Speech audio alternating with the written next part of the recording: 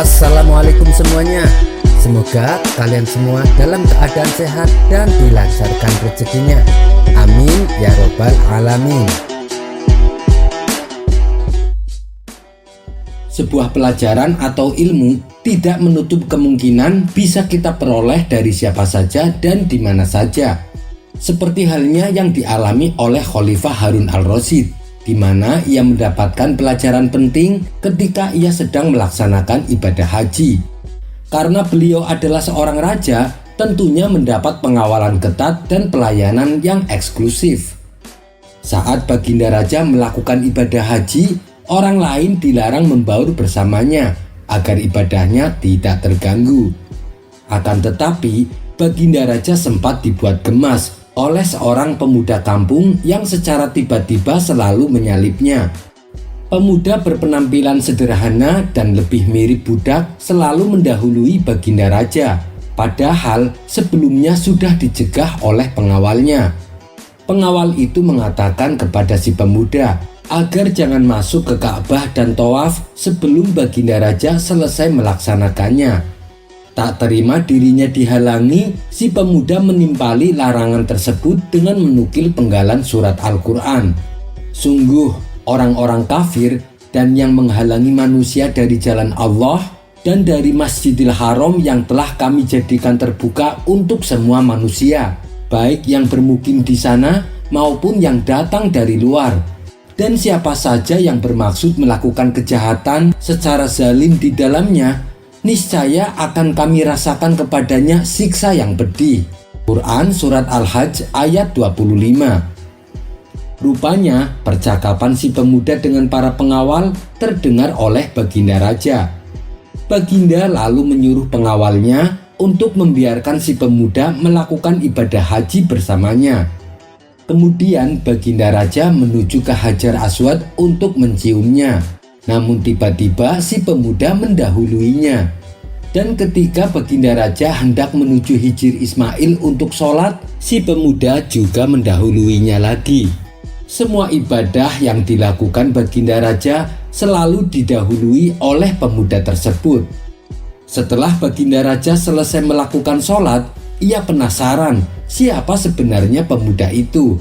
Kemudian baginda raja memerintahkan pengawalnya untuk memanggil si pemuda. Akan tetapi, ketika pengawalnya mendatangi si pemuda, ia justru tidak mau memenuhi panggilan baginda raja.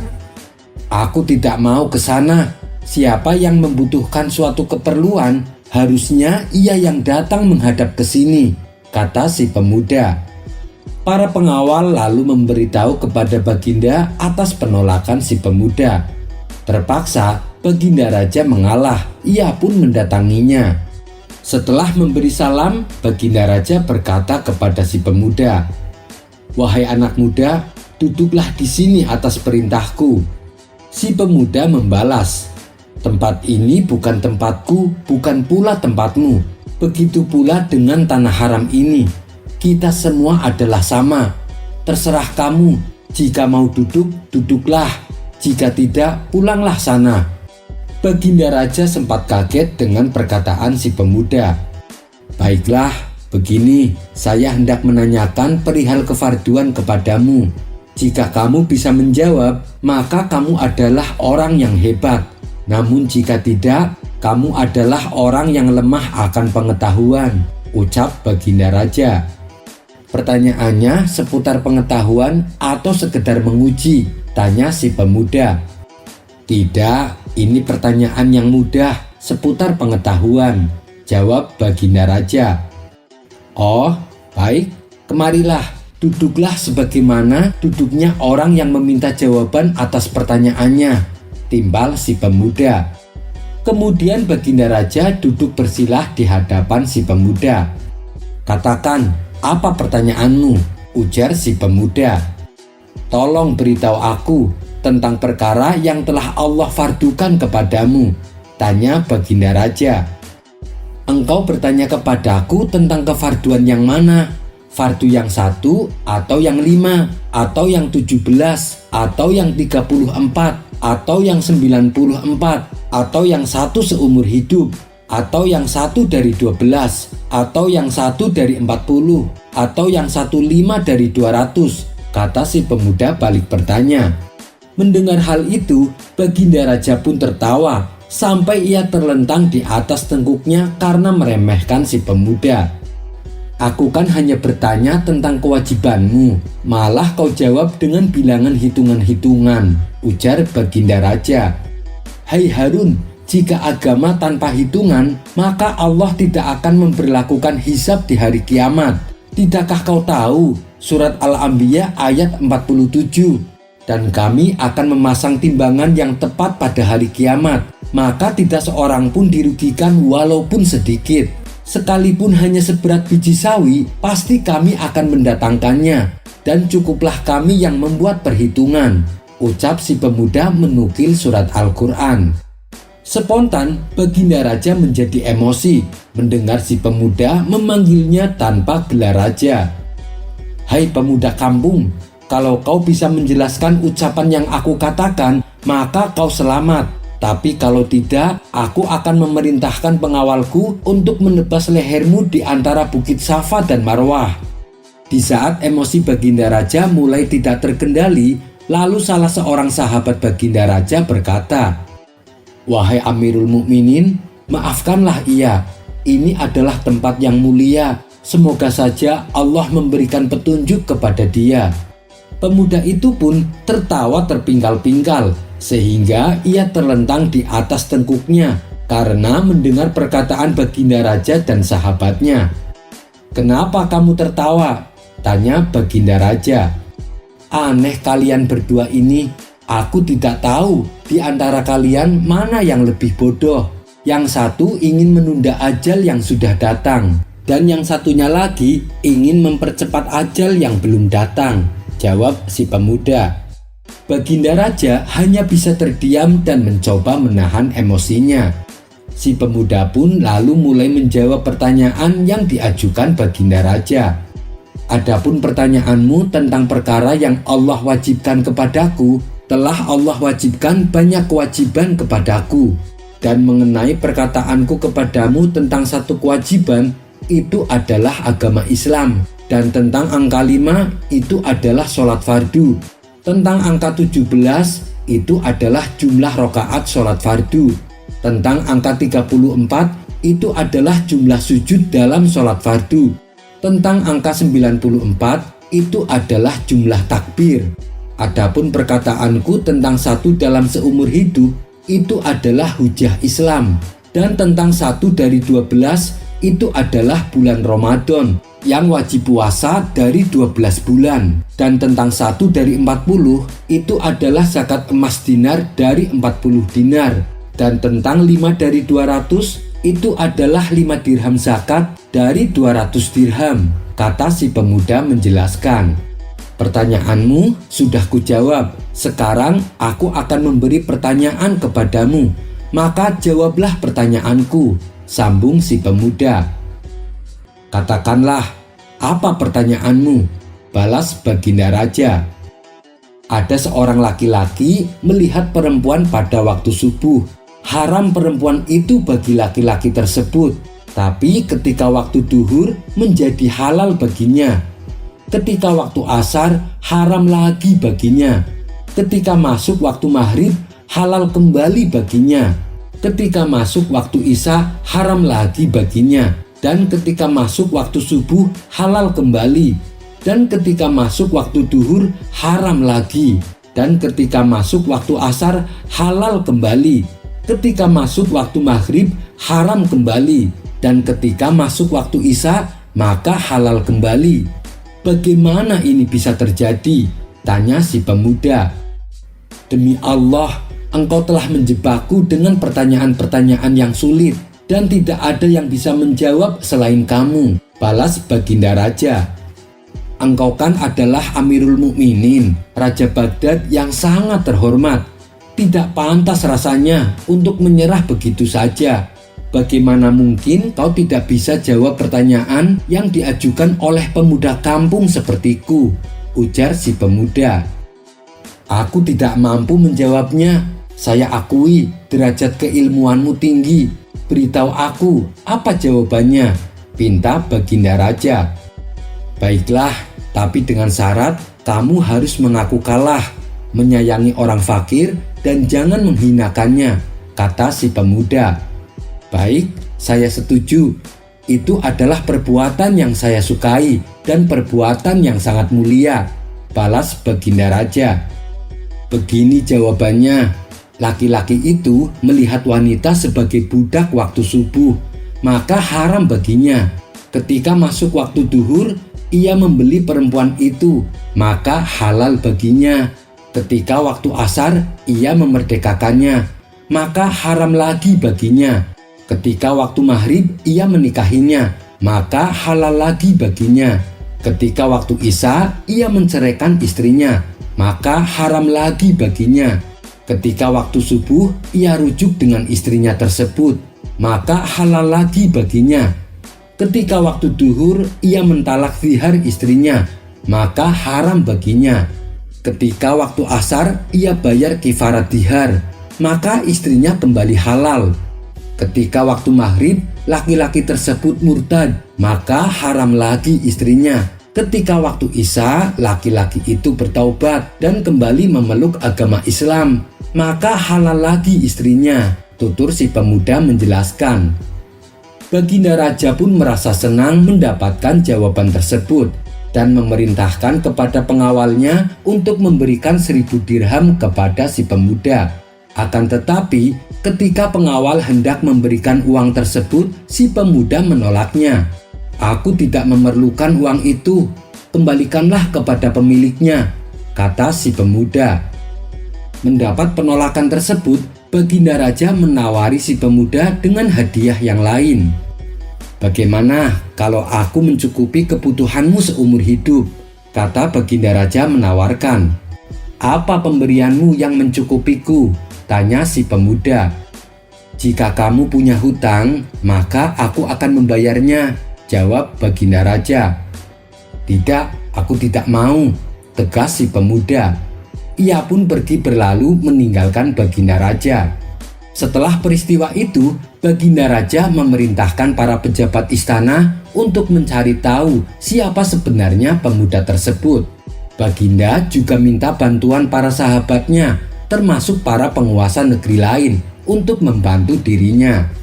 Beberapa hari kemudian, akhirnya Baginda Raja mendapatkan informasi tentang si pemuda. Ternyata si pemuda adalah Sayyid Musa Aridho bin Ja'far As-Shadiq bin Muhammad Al-Baqir bin Husain bin Ali bin Abi Thalib yang menikah dengan Siti Fatimah, anak Nabi Muhammad Sallallahu Alaihi Wasallam, yang berarti dia adalah seorang habaib. Dan Sayyid Musa ini sering menyamar dan berpakaian seperti pemuda kampung. Itu dikarenakan sifat zuhud dan waronya kepada dunia. Mengetahui hal itu, Baginda Raja pun terkejut. Ia segera mendatangi kediaman Sayyid Musa untuk meminta maaf dan meminta nasihat.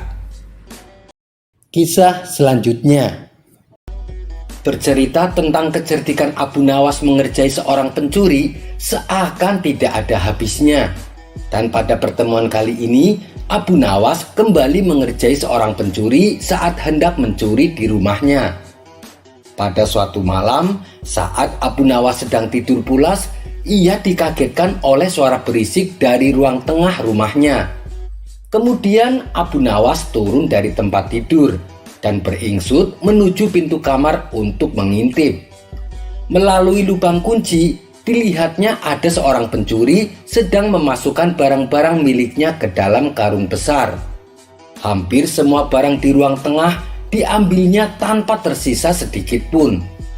Setelah si pencuri selesai dengan aksinya, ia memanggul karung besar berisi barang-barang curian ke atas bahunya, lalu kabur lewat jendela. Melihat hal itu, Abu Nawas sengaja membiarkannya. Ia tidak berteriak minta tolong ataupun menghardik si pencuri, karena Abu Nawas ingin membuat si pencuri kapok tanpa harus menggunakan kekerasan. Ketika si pencuri sudah berjalan keluar dengan membawa barang curiannya, diam-diam Abu Nawas mengikutinya dari belakang. Setelah menempuh perjalanan lumayan jauh, si pencuri terlihat kelelahan. Bagaimana tidak, sebab barang curian yang ia bawa lumayan banyak. Akhirnya sampailah si pencuri di depan rumahnya. Ia segera masuk dan beristirahat. Karena saking capeknya, ia sampai lupa menutup pintunya kembali. Sehingga dengan mudah Abu Nawas ikut masuk ke dalamnya. Tidak lama kemudian, si pencuri mulai membuka karung dan mengambil barang-barang hasil curiannya. Dari mulai barang berharga sampai barang-barang rumah tangga seperti gelas, piring, dan mangkok. Si pencuri lalu meletakkan semua barang tersebut sesuai dengan tempatnya, seolah seperti orang baru pindahan rumah. Sementara Abu Nawas terus mengamatinya dari belakang sambil duduk santai. Merasa curiga ada seseorang di sekitarnya, si pencuri pun menoleh ke belakang. Betapa kagetnya si pencuri melihat Abu Nawas ada di dalam rumahnya. "Kenapa kau ada di sini?" tanya si pencuri setengah ketakutan. "Kamu tidak tahu ya, rumahku sekarang di sini," jawab Abu Nawas. "Kenapa bisa begitu? Ini adalah rumahku," balas si pencuri. "Kalau kemarin ini memang rumahmu, tapi sekarang sudah jadi rumahku karena aku sudah pindah ke sini," ujar Abu Nawas. "Pindah? Pindah bagaimana maksudnya?" tanya si pencuri kebingungan. "Coba lihat, semua barang-barang di rumah ini semuanya adalah milikku. Jadi rumah ini adalah milikku," jawab Abu Nawas. "Kalau kau mengusirku, aku akan berteriak bahwa kamu telah mencuri barang-barangku dan aku akan memukulimu," ancam Abu Nawas. Karena tak ingin memperpanjang masalah, si pencuri membiarkan Abu Nawas menetap di rumahnya. Selama seminggu menetap di situ, Abu Nawas selalu menghabiskan roti yang sedianya akan dimakan si pencuri. Belum lagi susu dan madu yang disimpan di dalam lemari. Dengan lahapnya, Abu Nawas menghabiskan semuanya.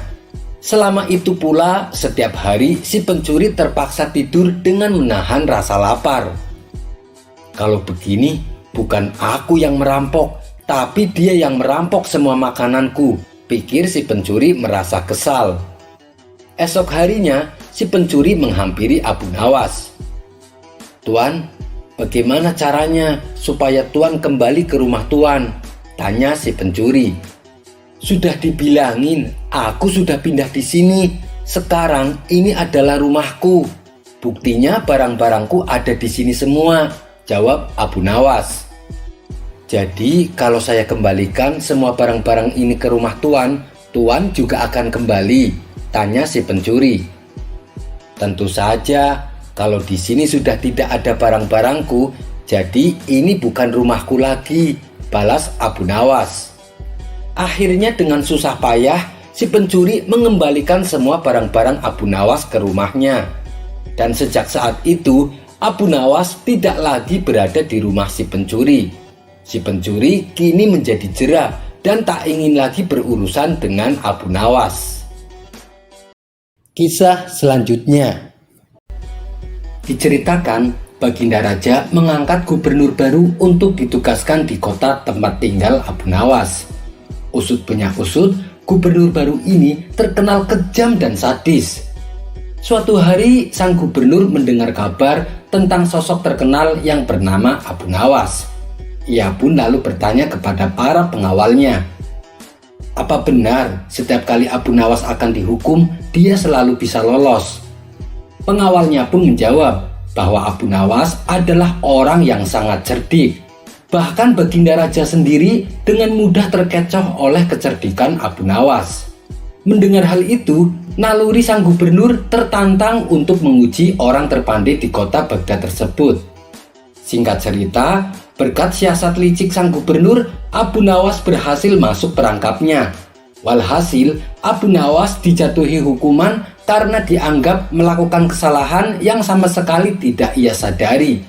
Maka sang gubernur memerintahkan beberapa pengawal untuk menjemput paksa Abu Nawas di rumahnya. "Tuan Abu, Anda diperintah untuk menghadap Tuan Gubernur," kata salah satu pengawal. "Ya, nanti saya ke sana. Kalian pulanglah dulu," balas Abu Nawas. Para pengawal pun lantas meninggalkan rumahnya. Dalam hati, Abu Nawas berkata, "Sang gubernur pasti akan menghukum saya. Tidak ada gunanya tergesa-gesa memenuhi undangan tersebut." Setelah beberapa hari lamanya, Abu Nawas tak kunjung datang menghadap. "Kurang ajar Abu Nawas, dia berani mangkir dari panggilanku," kata sang gubernur merasa geram. Ia pun kemudian mengirim satu peleton pengawal untuk mengundang Abu Nawas. Tetapi Abu Nawas berkata kepada mereka, "Baiklah, saya akan segera datang. Kalian pulanglah dulu." Namun ketika setelah itu, Abu Nawas tidak juga datang ke istana. Sang gubernur pun menjadi tidak sabar. Ia lantas memerintahkan kepada para pengawal agar mempersiapkan kudanya. Sang gubernur segera naik ke atas kuda dan memacu kudanya menuju rumah Abu Nawas. Sesampainya di depan rumah Abu Nawas, sang gubernur berteriak memanggilnya. "Hai Abu Nawas, keluarlah, atau aku dobrak pintu rumahmu." Abu Nawas pun sempat terkejut karena kali ini yang datang adalah gubernurnya langsung. Sebelum membukakan pintu, Abu Nawas mengenakan sorban yang sangat besar. Ia pun keluar dan menghampiri sang gubernur yang tengah duduk di atas kudanya. Melihat penampilan Abu Nawas yang mengerikan itu membuat kuda yang ditunggangi sang gubernur ketakutan. Sehingga hewan itu melompat tinggi-tinggi dan gubernur pun terpental dari punggungnya. Sang gubernur semakin bertambah emosi. Ia segera memerintahkan pengawal-pengawalnya untuk menangkap Abu Nawas. Setelah ia ditangkap, Abu Nawas dibawa ke sebuah tiang gantungan. "Kemana kalian akan membawaku?" tanya Abu Nawas. Salah satu pengawal menjawab, "Kamu akan digantung Abu Nawas. Ini perintah dari Tuan Gubernur." Bukannya gentar, Abu Nawas malah berkata, "Coba kalian tanyakan kepada si gendeng kurang ajar itu. Aku ingin tahu kenapa aku mesti digantung. Apa salahku?" Para pengawal itu pun pergi menemui sang gubernur dan menyampaikan apa yang dikatakan Abu Nawas. Karena sebelumnya tak pernah ada yang berani memakinya, sang gubernur pun terkesan akan keberanian Abu Nawas. "Bawa dia kemari," perintah sang gubernur. Abu Nawas pun lalu dibawa ke hadapan sang gubernur. "Hei Abu Nawas, berani benar kamu memaki saya?" tanya sang gubernur. "Karena Tuan menghukum saya tanpa memberitahu apa kesalahan saya," jawab Abu Nawas. "Karena kamu telah membawa nasib buruk bagiku," balas sang gubernur. "Siapa yang menyebabkan nasib buruk? Saya atau Tuan? Justru Tuanlah yang membawa nasib buruk bagi saya. Sebab saya ini akan dihukum gantung. Apabila aku yang membawa nasib buruk, tentunya sewaktu Tuan jatuh dari kuda, kepala Tuan pasti akan pecah dan mati," ujar Abu Nawas. Mendengar alasan tersebut, sang gubernur berpendapat bahwa alasan Abu Nawas bisa diterima dan ia pun memutuskan untuk memaafkannya. Kisah selanjutnya. Di warung tempat Abu Nawas nongkrong, salah satu temannya terlihat murung karena sedang dirundung masalah. Tidak lama kemudian datanglah Abu Nawas. Melihat ada kawannya yang sedang murung, Abu Nawas merasa iba. Ia pun segera menghampiri kawannya itu. "Hei kawan, sepertinya engkau sedang ada masalah ya? Coba ceritakan padaku," kata Abu Nawas membuka percakapan. Orang itu lalu menceritakan permasalahan yang sedang dihadapinya.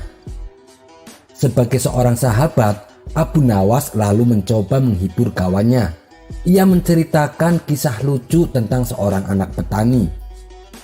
Setelah mendengar cerita Abu Nawas yang lucu itu, kawannya tersebut langsung tertawa terpingkal-pingkal.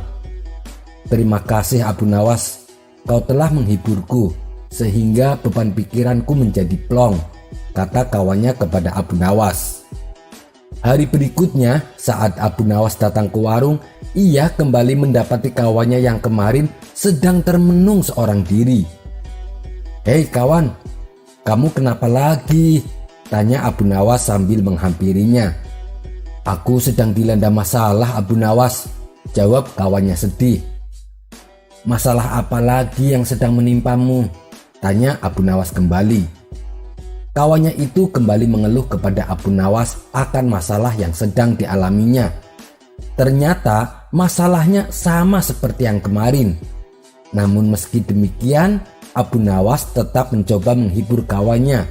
Abu Nawas kembali menceritakan cerita lucu yang seperti kemarin, yaitu tentang seorang anak petani.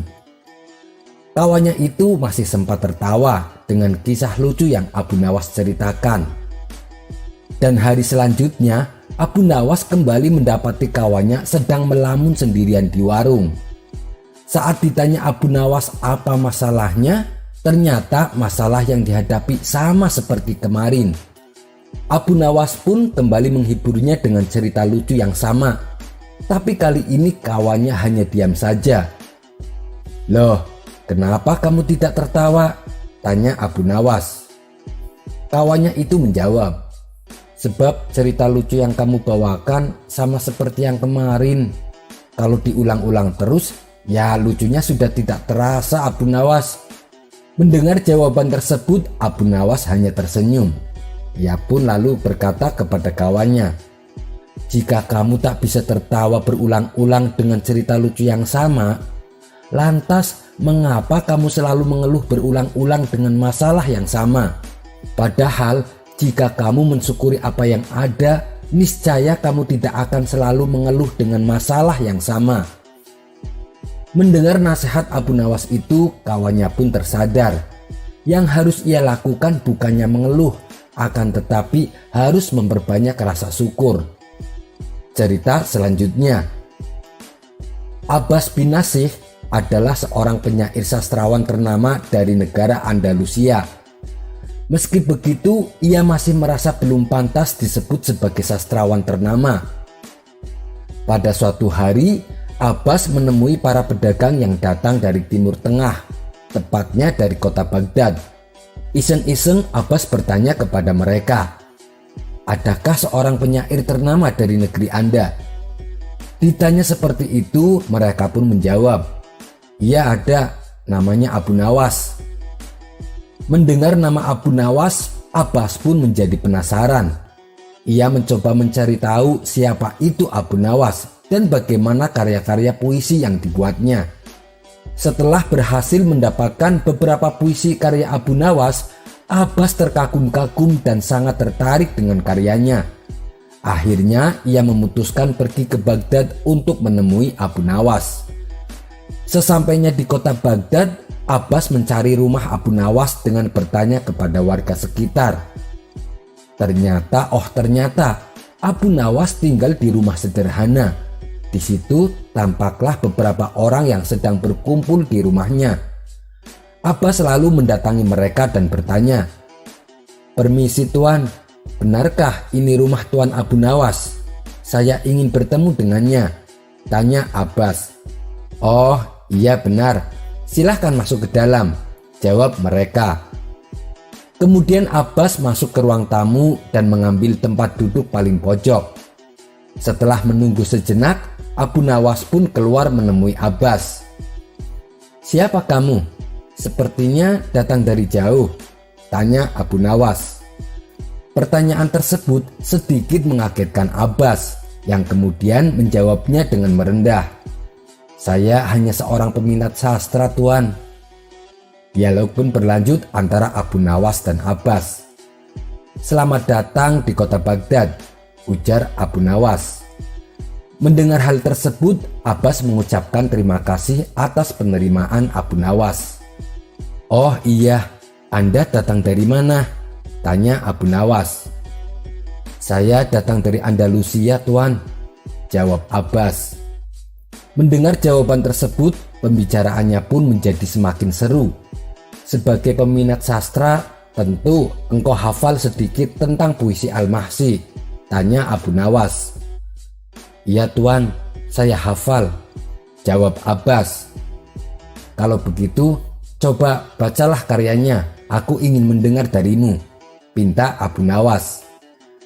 Maka Abbas pun membaca beberapa puisi karya penyair tersebut. Namun tidak hanya sampai di situ. Abu Nawas juga menyuruh Abbas untuk membaca karya seorang sastrawan bernama Bakar Al-Kanani dan Abu Al-Ajrob. Setelah Abbas selesai membacanya, Abu Nawas kembali berkata, "Kamu kenal penyair besar bernama Abbas bin Nasih?" "Iya, saya kenal," jawab Abbas dengan sedikit kaget. Ia tak menyangka namanya dikenal oleh Abu Nawas. "Baiklah, bacalah beberapa karyanya," pinta Abu Nawas. Maka Abbas segera membaca beberapa karyanya dengan penuh semangat. Setelah selesai, Abu Nawas berkata, "Aku yakin kamu adalah Abbas bin Nasih." Kemudian Abu Nawas beranjak dari kursinya dan memeluk Abbas bin Nasih dengan berkata, "Maafkan aku karena aku sempat tak mengenalmu." Tentu saja perkataan Abu Nawas itu mengagetkan yang hadir. Bagaimana tidak, Abu Nawas bisa mengetahui yang membaca puisi adalah Abbas, yaitu pengarangnya sendiri. Hingga ada seseorang yang bertanya kepadanya, "Wahai Abu Nawas, bagaimana Anda mengenal bahwa orang tersebut adalah Abbas bin Nasih?" Dengan entengnya Abu Nawas menjawab, "Oh, itu mudah saja. Ketika ia membaca puisi karya orang lain, sikap dan gerak-geriknya seenaknya saja. Tetapi ketika ia membaca puisi karyanya sendiri, ia tampak sangat bersemangat. Itulah yang membuatku yakin bahwa ia adalah Abbas bin Nasih." Sekian dulu perjumpaan kita kali ini. Sampai bertemu lagi di kisah selanjutnya. Terima kasih yang sudah subscribe dan setia menonton channel ini.